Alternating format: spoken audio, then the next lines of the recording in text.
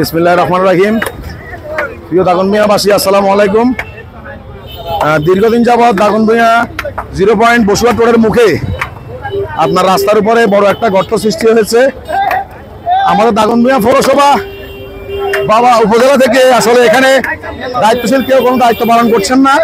এখানে প্রতিনিয়ত গাড়ি অ্যাক্সিডেন্টের সম্ভাবনা, দু একটা গাড়ি অ্যাক্সিডেন্টও হয়েছে, যে কারণে আমাদের দাগনভূঞা ছাত্রদল যুবদলের উদ্যোগে আমরা আজকে দায়িত্ব নিয়ে এখানে গর্তটা ভরাট করছি এবং এখানে যেভাবে গর্তটা ভরাট হলে এখানে আপনার কোনো ধরনের দুর্ঘটনা হওয়ার সম্ভাবনা থাকবে না, সেই উদ্দেশ্য নিয়ে আসলে আমরা কাজ করছি। সকলে আমাদের জন্য দোয়া করবেন যাতে সব সময় কাজ করে মানুষের ফিরে থাকতে পারে।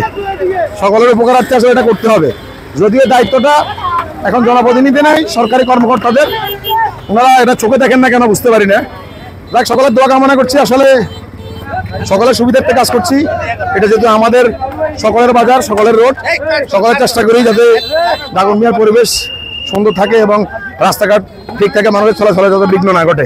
সকলকে ধন্যবাদ। আসসালামু আলাইকুম।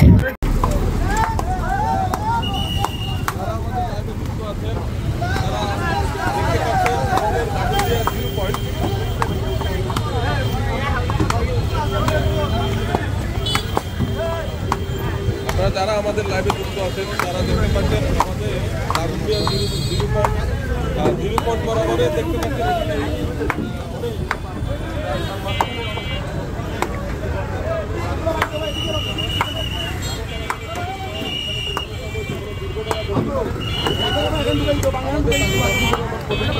আমাদের যুবদল নেতা আমাদের এখানে গাড়ি চলাচলের সমস্যা হয়, এবং উৎসব জনতাদের দেখতেছে, সবাই মিলে দেখতেছে এখানে কাজ হচ্ছে।